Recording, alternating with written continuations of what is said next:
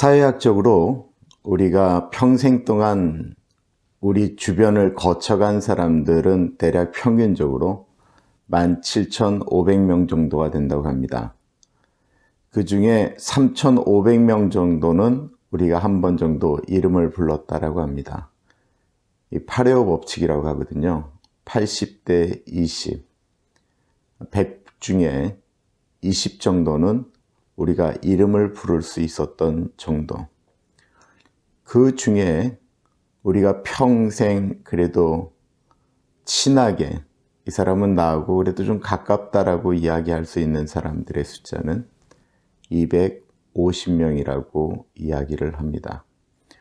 대략적으로 1000명을 만나면 14명 정도가 나하고 그래도 평생 동안 그 사람은 나하고 관계가 좀 있었다라고 이야기를 하게 되는데요. 그러면 14명을 얻기 위해서는 우리가 1000명을 만나야 될 것입니다. 그러나 그렇지 않더라도 적게 만나도 어쩔 때는 하나님께서 우리에게 사람을 붙여주실 때가 있습니다. 오늘은 바울을 구원하기 위하여 움직였던 사람들에 대한 이야기를 해보고자 합니다.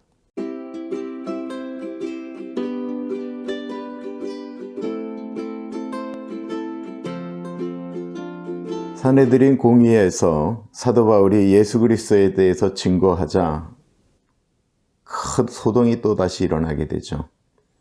그러자 사도 바울은 천부장에 의해서 안토니오 요새로 피신을 하게 됩니다. 그날 밤에 유대인 40명이 결심을 하게 되죠.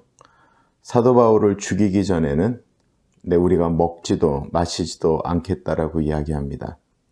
한 사람이 그런 결심을 하는 것도 쉽지 않은데 무려 40명이 그런 결심을 하였습니다. 그리고는 이들이 부탁을 합니다. 안토니오 요새는 군인들이 지키는 곳이니까 쳐들어갈 수가 없잖아요. 대제사장과 공의회 리더들에게 이야기합니다. 여러분들이 사도 바울한테 다시 신문을 좀 하고 싶으니까 공의회로 다시 좀 나오라고 천부장에게 부탁을 하십시오. 그럼 그가 데리고 나올 때 우리가 중간에서 매복하였다가 사도 바울을 죽이겠습니다. 그런데 이 이야기를 사도 바울의 생질이 들었습니다. 사도 바울이 형제가 있다라는 이야기도 없었고요. 사도 바울의 생질이라고 하는 사람이 나타나는 것도 뜬금이 없는 것입니다. 사도 바울은 그를 전혀 몰랐습니다. 왜냐하면 사도 바울이 또한 예수님 만나고 돌아다닌 기간이 수십 년이거든요. 본인이 생질이라고 하는 거예요. 역사학들은 이들이 사도 바울의 누이의 아들이었다고 이야기를 합니다. 그 이야기를 듣고는 사도 바울 보고 절대로 나가지 말라고 이야기합니다. 사도 바울이 어떻게 하는 게 좋을까요? 천부장에게 이야기할 때 본인이 이야기하는 것이 좋을까요? 생질이 이야기하는 것이 좋을까요? 생질이 이야기하는 것이 훨씬 더 설득력이 있죠. 그래서 네가 가서 이야기하라고 하면서 백부장에게 부탁을 합니다. 이 친구가 내 생질인데 할 말이 있다고 합니다. 그러자 백부장이 그 생질을 천부장에게 데려가죠.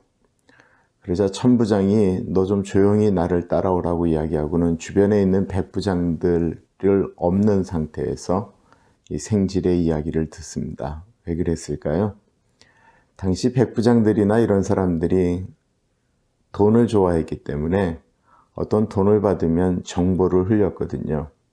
천부장이 은밀하게 그 생질의 이야기를 들은 것입니다.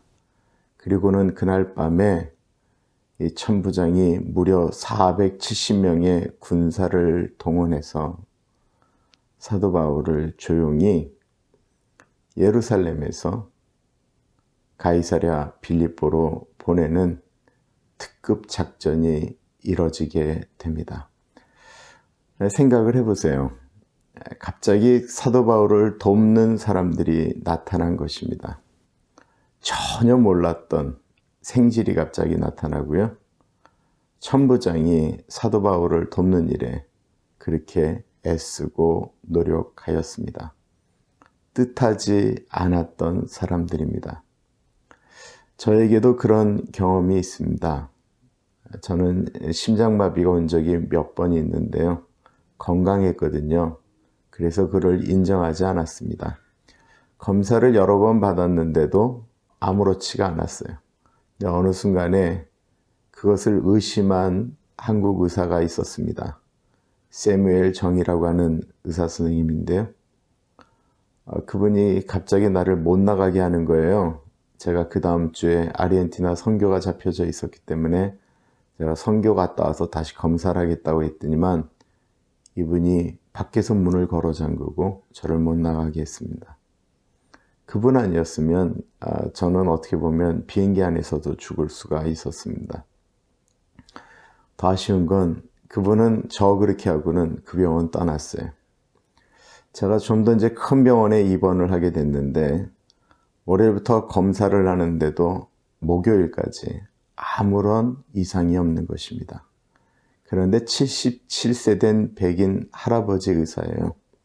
그분의 이름은 위테이커입니다. 그분이 너는 아무리 봐도 검사는 정상이지만 내가 보기엔 이상한 것 같다. 그리고 이분이 오퍼를 하나 냈는데 그게 엔지오그램이라고 했어요. 이 심장을 관을 넣어서 검사하는 것이었습니다. 그 검사 때문에 제가 무려 96% 이상 막혔거든요. 그거 발견하게 되고요. 시술을 통해서 살아날 수가 있게 되었습니다. 더 재미있는 건요. 위테이커 선생님은 저 수술을 마지막으로 은퇴하셨습니다. 하나님이 우리의 인생 가운데 때때마다 우리를 구하시기 위하여 은혜 주실 때가 있습니다. 그럼 우리는 어떻게 살아야 될까요? 누군가에게 우리의 한마디가 살릴 수도 있고 죽일 수도 있습니다. 내가 하는 일은 그런 일은 없습니다 라고 이야기할지 모르겠지만 우리의 말이나 행동이 천부장이 그날 밤에 그렇게 바울을 옮기겠다라고 결정하지 않았더라면 바울 죽었을 거예요. 우리가 어떤 것들을 결정하고 우리가 어떨 때 말을 상대방에게 하는 것 참 중요하지 않습니까? 얼마 전에 이런 기사가 났더라고요. 친구가 나 이젠 더 이상 할 게 없어. 그때 이상했대요. 그때 찾아갔더라면 안 죽었을 텐데 그 말을 끝으로 친구가 이 세상에 자신의 삶을 마감하였다라는 것입니다. 우리의 던지는 말들, 우리의 행동에는 영향력이 있습니다. 혹시 그러다가 사람을 구원할 수도 있습니다. 그런 만남의 축복이 우리의 인생 가운데, 우리들의 자녀들, 손주들 가운데 일어나기를 기원합니다. 오늘은 여기까지 하겠습니다. 감사합니다.